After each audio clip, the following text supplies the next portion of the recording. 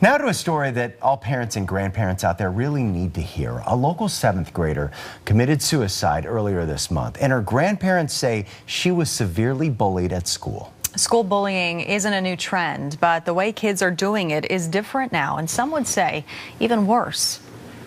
Children are led to believe it's okay to bully, that it's normal. That's Violet's grandfather, who's now speaking out so other young people don't go through the same thing. As Annie Andrews shows us, bullying is something we all have to work to end. 2 years ago, Evergreen students walked out of school, a protest against bullying that this father says took his young daughter's life. She went home and hung herself. And on the inside, she was just broken down. Now, a grandfather is walking his own protest path, saying enough is enough. Children are led to believe it's okay to bully, that it's normal. The new normal? A kid may think that this way of communicating is, quote, normal. It's like the new normal. No, it's not. As Gregory Jantz says, it's not normal, but it is increasingly more common. 1 out of 3 kids will say that they've been a victim of bully behavior. And more vicious in the digital age. Kids will do and say things online that they won't do in person. Vander Giesen says the bullying was so bad, Violet's parents took away her phone, deleted her Facebook page.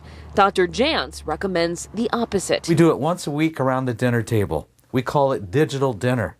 Talk about anything related to the digital world and kids' social media. He says ask open-ended questions and don't use the word bully. Ask what things kids are doing online and saying. Ask if they've received a message that made them upset.